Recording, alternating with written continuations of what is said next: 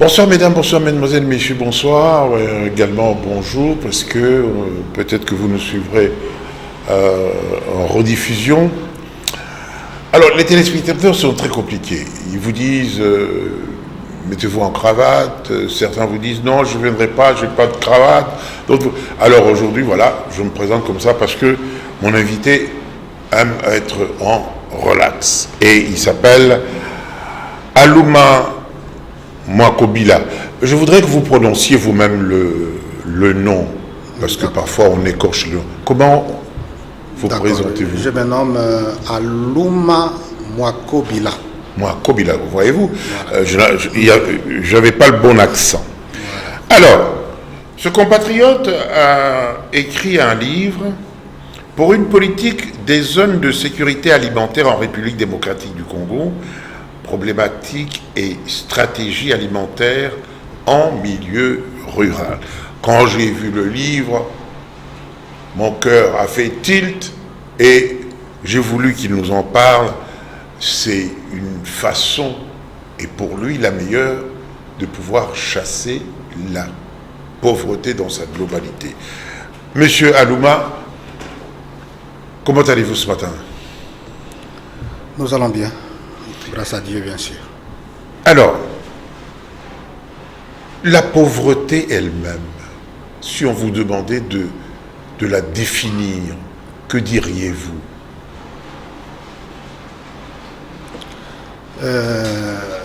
C'est une question importante.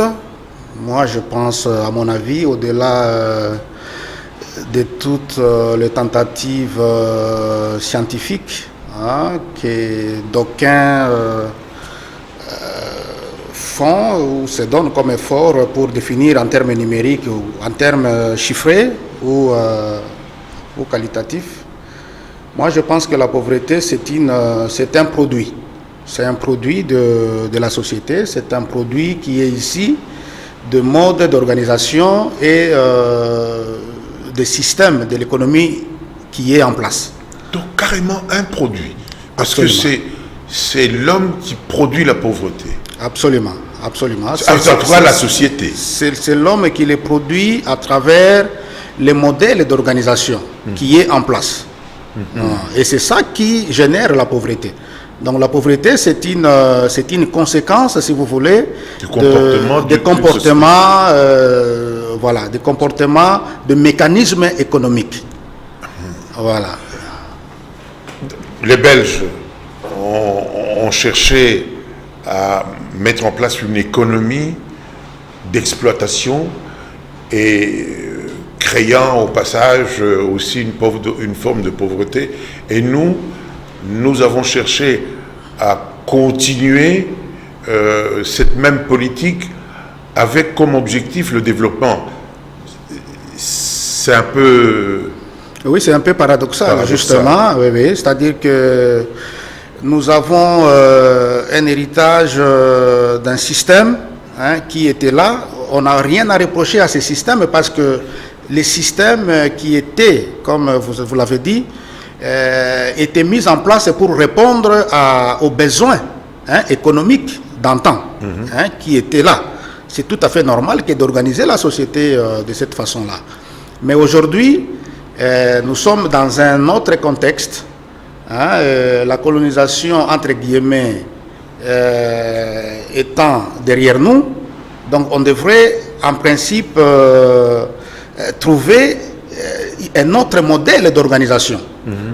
Parce que sinon, si vous voulez, il y a incompatibilité, il y a inadéquation entre les objectifs qui sont les nôtres maintenant et, bien entendu, les structures d'organisation que nous avons. Donc ça ne nous permettra jamais de résoudre les problèmes que nous avons. Et pour vous, il faut d'abord organiser la sécurité alimentaire dans les milieux ruraux et automatiquement on atteindra le développement. Un peu comme les Chinois peut-être. Enfin. Bon, c'est un peu... c'est-à-dire que nous devons comprendre que l'économie est diriger, ou si vous voulez, l'économie a deux facettes. Nous avons des facettes de l'économie que nous devrons comprendre. Parce que si nous ne partons pas de cette compréhension, il sera évidemment difficile de pouvoir poser les vraies bases de solutions à des problèmes qui sont là.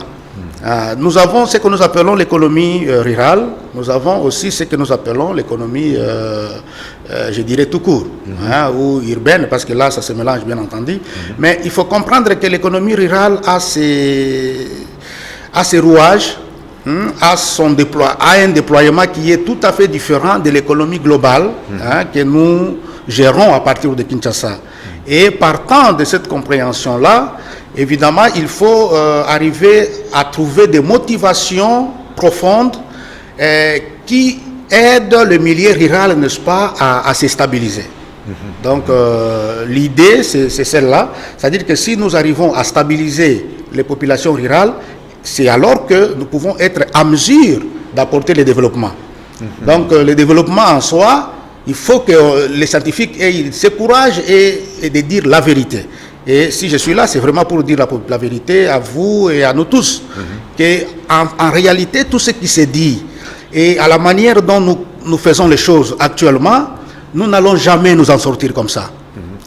La première des choses que nous devons faire, c'est stabiliser la population rurale.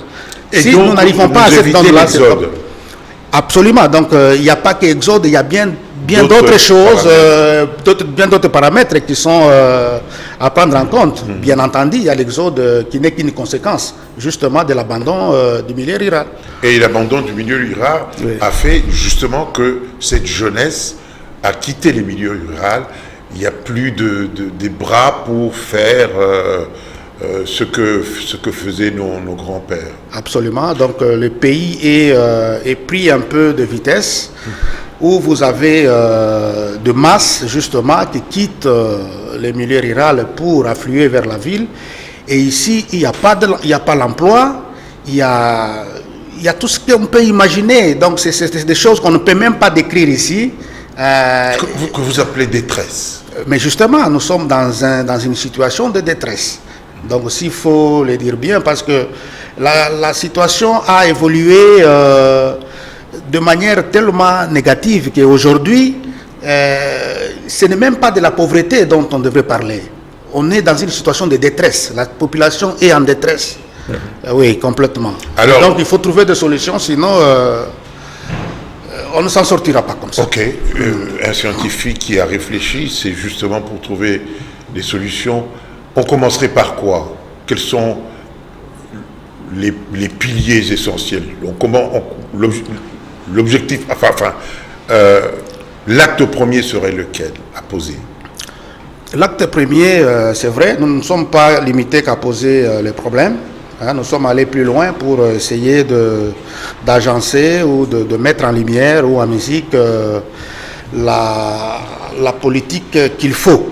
Alors là-dedans, nous avons compris que nous avons dans ce pays, c'est vrai, nous avons des objectifs politiques. Nous entendons ça parler et ça c'est une évidence. Il y a des objectifs politiques, il y a aussi des moyens politiques. Mais le problème, c'est qu'il nous manque, c'est la stratégie pour arriver à résoudre les problèmes de manière détaillée, de manière tactique. Parce que c'est un peu comme dans l'armement. Vous pouvez avoir des munitions, vous pouvez avoir tout ce des hommes et tout ce qu'il y a. Mais si vous n'avez pas de stratégie, ça ne va pas marcher. Donc ici, il se pose justement un problème de stratégie. Quelle est la meilleure stratégie? Quelle est votre stratégie? Voilà, et c'est la stratégie qui est simple, que nous avons résumée en politique des zones de sécurité alimentaire. C'est-à-dire que nous devrions considérer nos territoires, par exemple, comme des zones où il faut aller appliquer cette politique de sécurité alimentaire. Et par conséquent, il faudrait, dans chaque territoire, par exemple, que nous puissions avoir une structure. Vous voyez, un peu comme une brigade, si vous voulez, ou ce que moi j'appelle tout simplement des comités, un comité scientifique qui sera là, qui pourra faire les diagnostics de problèmes du milieu, et lesquels diagnostics, bien entendu, nous avons montré comment il faut procéder. Et donc, après avoir posé le diagnostic, ce n'est qu'alors qu'on peut, n'est-ce pas, systématiser les projets. Oui, parce pour s'attaquer aux problèmes qu'il y a. Oui, oui, vous me disiez, avant qu'on entre sur ce plateau, et vous aviez raison, que vous pouvez disposer des aliments, mais que vous ne consommez pas pour des raisons qui vous sont propres. Effectivement. Donc, par exemple, manger, c'est vrai, manger n'est pas un acte logique, hein, comme scientifiquement parlant, hein, parce que manger, évidemment, ça répond à des règles qui sont plus des règles sociales, hein, de règles communautaires, parce que ça fait partie des symboles d'une société. Donc manger, ça a plus une dimension sociale et il faut en tenir compte. C'est-à-dire, par exemple, que chez vous, à l'Équateur, le serpent est prisé, alors que chez moi, au Katanga... Voilà, il est craint. On peut avoir beaucoup de serpents et ne pas les manger. Alors qu'il y a là une bonne source de protéines. Voilà. Donc tout ça, ce sont des problèmes, c'est vrai, ça peut faire rire, mais il faut étudier ça, mais de manière tout à fait spécifique. Dans chaque coin, dans chaque voilà. Il ne faut pas s'abuser comme ça avec de planification générale, hein, uniquement au niveau fait en ville, à Kinshasa, et prétendre résoudre des problèmes qu'on ne connaît même pas. Ça, ce sont des aberrations comme ça que nous avons essayé, que nous avons commis, hein, dans ce pays depuis longtemps, mais qu'on doit changer au fait. On enverrait des brigades, vous dites scientifiques, donc des intellectuels, exact, pour aller étudier le milieu, exact, et savoir monter des stratégies spécifiques destinées à ces territoires. Exactement. Comme nous-mêmes, comme nous l'avons fait avec l'ouvrage que vous avez, c'est un peu cette démonstration-là. C'est-à-dire que nous sommes allés dans un milieu, nous l'avons étudié et nous avons nous avons montré comment les mécanismes de fonctionnement économique... Racontez-nous un peu ça. Vous avez étudié le territoire de Bolomba. Oui. Alors, qu'est-ce que vous avez fait, le résultat de votre étude, en résumé? Bien sûr, il y a beaucoup à dire, mais si je dois me résumer, c'est que pour commencer, j'ai commencé d'abord par donner rapidement, brièvement, une monographie. La monographie, c'est tout simplement l'étude du milieu, où on a essayé de brosser... Ce qui nous intéresse, nous, sont les résultats, en bref. C'est cela. Alors, nous avons étudié les systèmes de l'économie rurale en soi, et notamment la production, c'est-à-dire comment la population produit. Et là, nous avons relevé, bien sûr, tant de faiblesses, hein, qui sont purement techniques. Par exemple, vous avez les spéculations qui sont là, hein, les emblavires, c'est-à-dire que les portions de terre qui sont utilisées sont moindres parce qu'il y a un problème de moyens rudimentaires, hein, de matériel rudimentaire qui ne peuvent pas permettre une croissance agricole. Hein, donc il y a tout ça, il y a des problèmes de semences par exemple, il y a un problème de dégénérescence par exemple de culture que j'ai pu soulever. C'est un problème. C'est-à-dire dégénérescence en fait en agriculture. Toute graine n'est pas une semence par exemple, parce qu'on croirait par exemple que et ça c'est vraiment dans les communs des mortels, par exemple les maïs en grains qui sont vendus là, ce n'est pas avec ces maïs là que vous pouvez aller faire un champ avec, non. Les semences, ce sont des variétés qui sont travaillées, hein, qui sont travaillées dans des laboratoires, qui sont travaillées, et c'est là l'importance de INERA et tous les autres, toutes ces structures-là. C'est justement pour vous produire les semences. Parce que si vous ne faites pas ça, si vous continuez, parce qu'en milieu rural, ils ne connaissent pas ça, hein, ils produisent toujours avec le maïs produit. Oui. Alors le problème, c'est qu'avec le temps, il y a une dégénérescence des espèces parce que les variétés qui se croisent en agriculture, on dit ça, c'est-à-dire que ça arrive à provoquer une dégénérescence, un rabougrissement, si vous voulez, de plantes ou de produits, tout simplement parce que on a croisé de variétés qui ne sont pas des variétés à haut rendement, donc qui sont des variétés traditionnelles qui finissent par avoir un impact négatif. Alors, donc, on lance des brigades sur chaque territoire Et ces brigades font ces études spécifiques, et puis après? Et après, ils vont poser, après ces diagnostics-là, ils vont poser maintenant une certaine priorisation par rapport aux actions à mener sur les milieux. Et laquelle priorité va tenir compte maintenant des projets. Il y aura des projets qui vont être agencés. Par exemple, si c'est un problème d'eau potable, ils vont avoir un projet par rapport à ça. Si c'est un problème de construire un pont quelque part qui a cassé, ils peuvent faire un petit projet par rapport à ça. Si c'est un problème de semences ou si c'est un problème de routes de desserte qu'il faut rapidement arranger, ils peuvent notamment... si c'est un milieu, par exemple, où on ne mange pas les chenilles, éduquer la population à manger éduquer la les population, chenilles absolument. Donc les scientifiques qui sont là pourront étudier à fond la question parce que, comme je l'ai dit, la question des tabous, ce sont des problèmes, il n'y a pas trop de rationalité à cela, mais l'homme scientifique doit chercher à comprendre les fondements de tout cela. S'il y a vraiment des causalités négatives, évidemment, il faut peut-être s'en méfier. Mais si ce sont des constructions, comme on a toujours dit, fantaisistes, et qui c'est peut-être le masculin. Moi, c'est Alia voilà. Moi, c'est Alia Kaoyote, parce qu'il fallait, par gourmandise, par exemple, des hommes et tout ça. Ce sont des choses qu'on peut déceler. Mais on ne dit pas que tous les tabous sont nécessairement cela, parce qu'il faut faire attention. On est en Afrique, on a des traditions, et moi, je peux vous dire qu'il y a des tabous qui sont vrais. C'est-à-dire qu'il y a des communautés, quand on vous dit il ne faut pas manger ceci, et si vous osez, effectivement, il y a des conséquences qui sont là. Et donc tout ça, ce sont des choses qui sont à bien étudier par milliers. Il ne faut pas faire un peu l'amalgame que nous faisons toujours avec un plan et puis penser que voilà, nous allons résoudre l'agriculture, nous allons résoudre les problèmes de pauvreté. Ça ne se résout pas comme ça. Oui, mais la pauvreté est d'abord est liée à chaque environnement. Et d'ailleurs, les problèmes ne sont pas les mêmes. J'ai été au Katanga, la pauvreté qu'il y a par exemple à Malembankulu, ce n'est pas la même pauvreté que vous retrouvez à Bolomba, à l'Équateur. Vous voyez, donc les écosystèmes sont différents. Donc tout ça, ce sont des choses qu'il faut étudier. Donc il faut pas faire la pauvreté qui est à Goma ou c'est pas à Rutshuru, c'est pas la même que nous retrouvons à Kasongo-Niemba ou voilà. Donc c'est vraiment des choses qui sont différentes, dont il faut se saisir et comprendre. Après avoir étudié, résoudre ces problèmes spécifiques, permettre à la population de manger à satiété et commencer à se développer de manière tout à fait honorable. Exactement. Quand on a à manger, on a résolu une grande partie du problème. Absolument, absolument. On a résolu, même si vous voulez, tous les problèmes. Parce que les ventres affamés, il n'y a pas que les oreilles, en fait.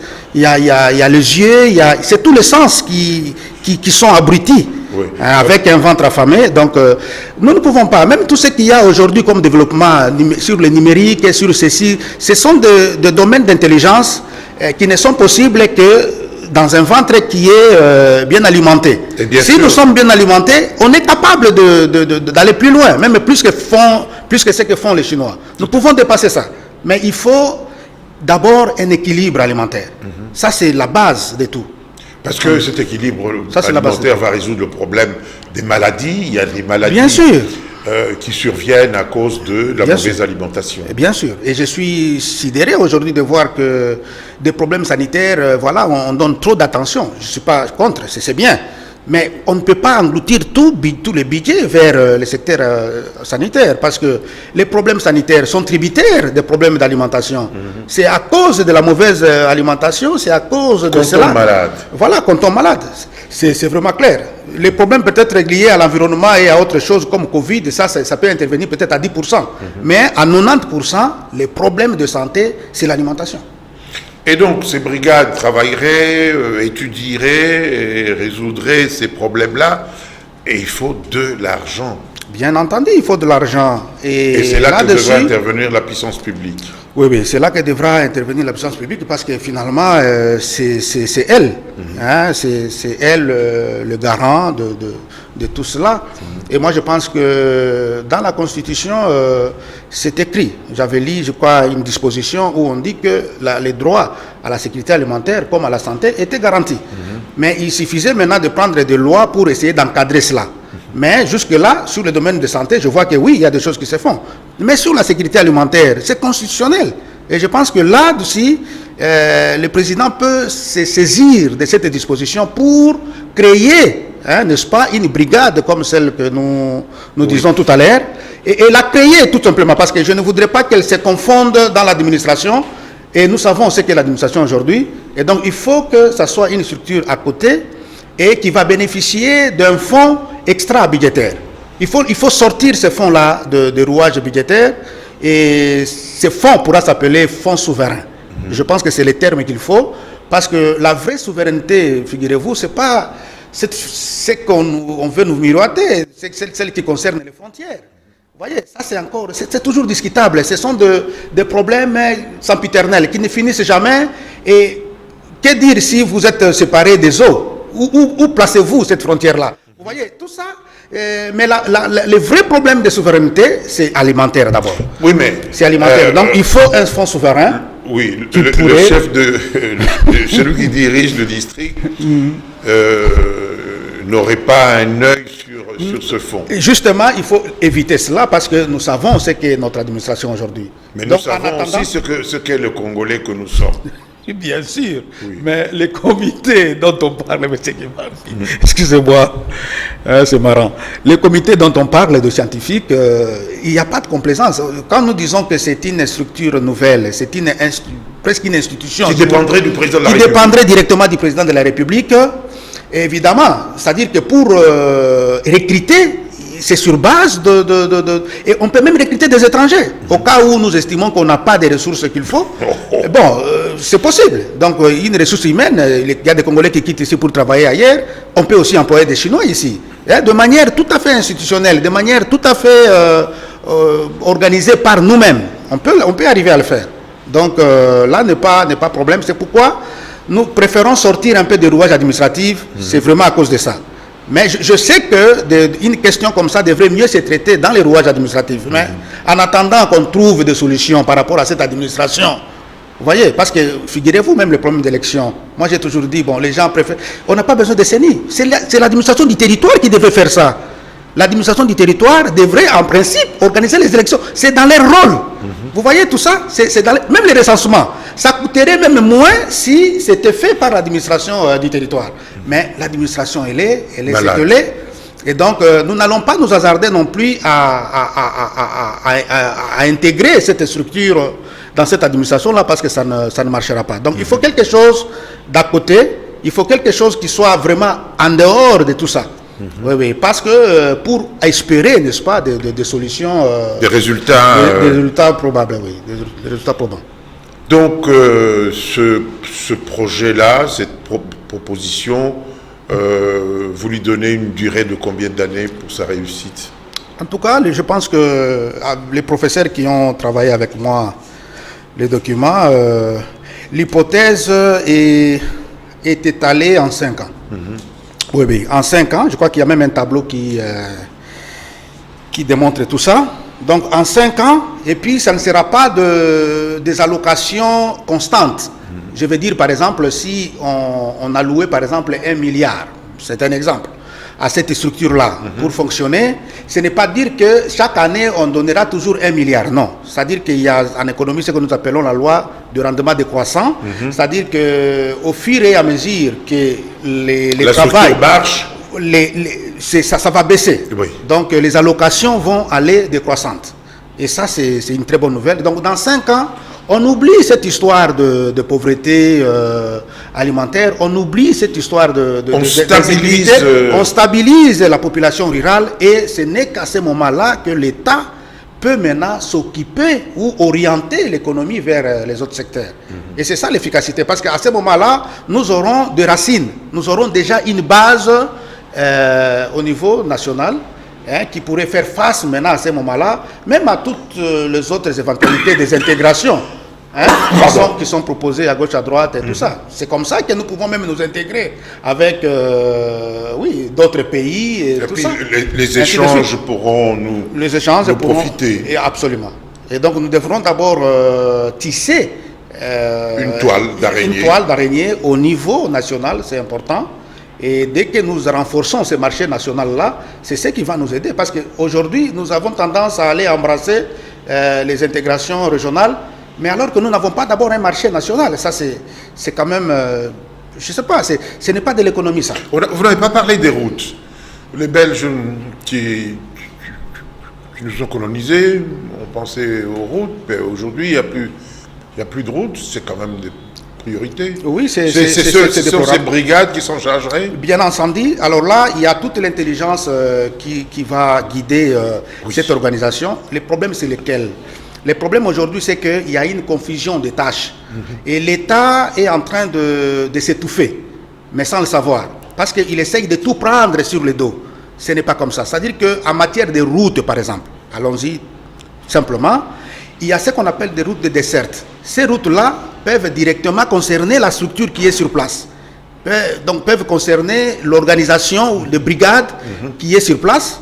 Ce sont des routes de desserte. Ils peuvent facilement, parce que ça ne demande pas de technologies extraordinaires. Donc il suffit de stabiliser la terre, il suffit avec des moyens rudimentaires et tout ça. Et donc ils peuvent s'occuper de ça.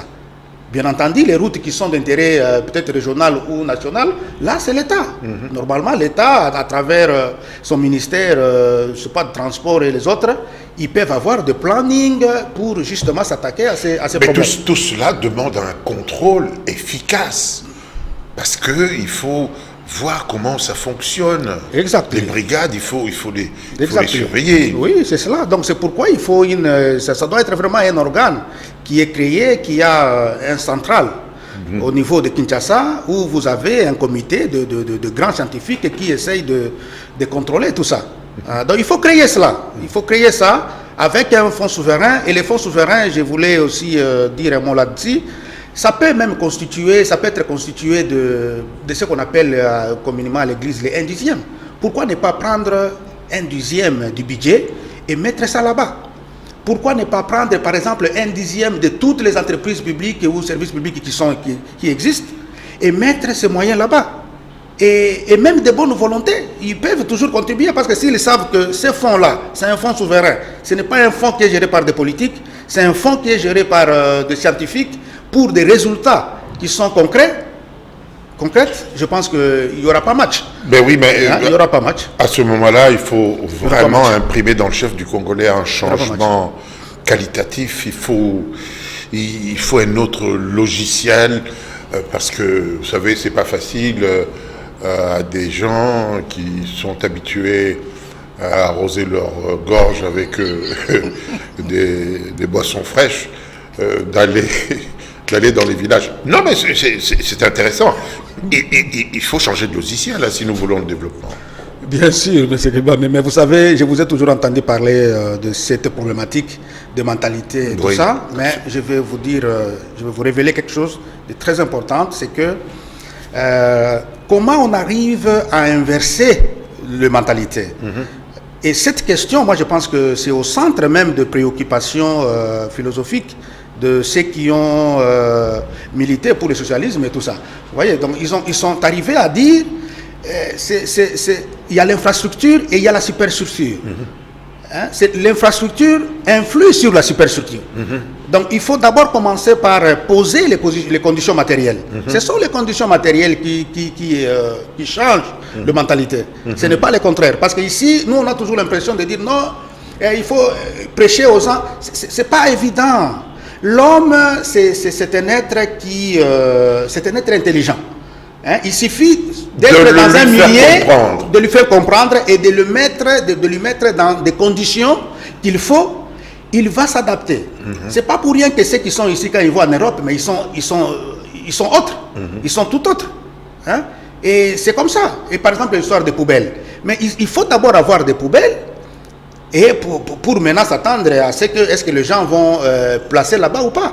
Parce que si vous n'avez pas d'abord de poubelles, mais comment vous allez critiquer quelqu'un pour dire voilà, non, la ville est trop sale parce que les gens jettent un peu partout, mais c'est parce que justement nous n'avons pas un système intelligent de collecte de toutes ces ordures.